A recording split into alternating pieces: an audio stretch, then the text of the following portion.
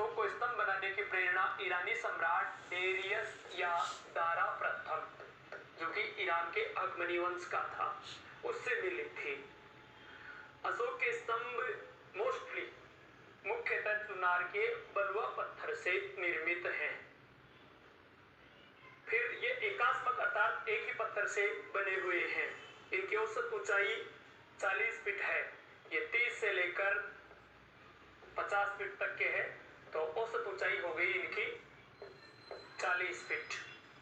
और इन पर एक विशेष प्रकार की पॉलिश की गई है जो इनके धातु का बना होने का भ्रम पैदा करती है। विशेष प्रकार की पॉलिश है जिसे देखने से ये लगता है कि शायद ये धातु के हो सकते हैं, जबकि है पाषाण स्तंभ। अब अशोक के स्तंभ के प्रमुख भाग क्या क्या हैं?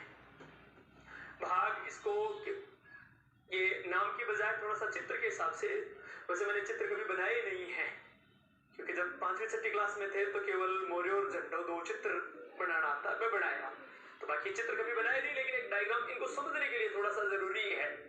तो देखो, इसको इस भाग को बोलते हैं लाट। फिर इस पर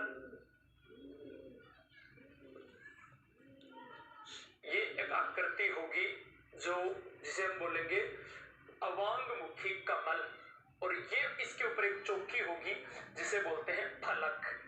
इस पे जो भी विभिन्न प्रकार के अलंकरण, बेल, भुट्टे, जो भी पत्तियां, फूल इस प्रकार से है, ये भाग तो कहलाएगा लाट या यष्टि।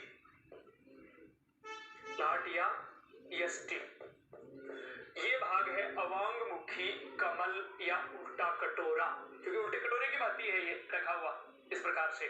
तो ये अवांगमुखी कमल या उल्टा कटोरा, और ये भाग है फलक या चौकी। फलक या चौकी, और इस फलक या चौकी पर, क्योंकि अलग अलग स्तंभ पर अलग अलग चीजें बनी हुई हैं, जैसे किसी पर केवल पुष्पलता बनी हुई है, किसी पर दाने चुभते हुए हंस बने हुए हैं, तो सारनाथ वाले पर अलग से जैसे चक्र बना हुआ है, फिर इधर पशु बने हुए हैं। कौन कौन से पशु, अभी हम सारनाथ स्तंभ की अलग से चर्चा करेंगे, क्योंकि एक प्रश्न ही है हमारा, तो उसके संदर्भ में पूरी चर्चा होगी।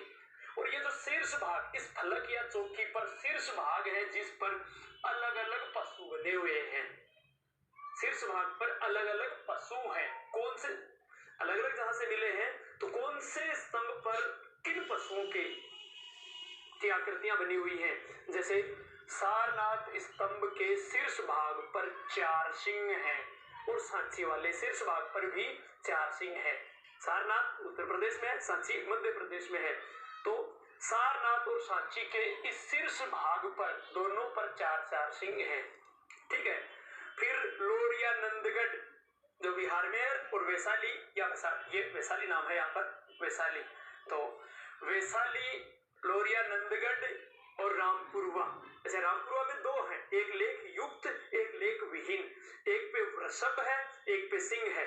जो लेख युक्त है उस पर सिंह है, अर्थात लोरिया नंदगढ़ वाले पर एक सिंह, रामपुरवा का जो लेख युक्त है उस पर एक सिंह, और वैशाली या बसाड़ वाला है उस पर एक सिंह बने हुए हैं इस शीर्ष भाग पर। आगे हम चित्र में भी देखेंगे इनको।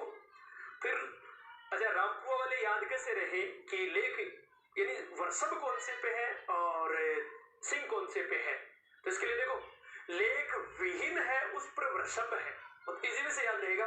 पहली बात, रामपुरवा वाले में वृषभ, कौन से में, विहीन में। देखो रामपुरवा, मैंने इसीलिए पहले ये वृषभ नाम लिखा, बैल न लिखे यहाँ पर, रामपुरवा वह समाप्त हो रहा है, तो वृषभ, और कौन सा, विहीन। जो लेख विहीन है उस पर वृषभ है, और जो लेख युक्त है, ये देखो लेख युक्त उस पर सिंह है, तो विहीन, रामपुरवा, लेख विहीन और वृषभ। तो विहीन पर वृषभ है, तो जो बच गया उस पर क्या है, सिंह है। तो याद करने में ज्यादा आपकी दिक्कत नहीं रहेगी। इसके अलावा जो संख्या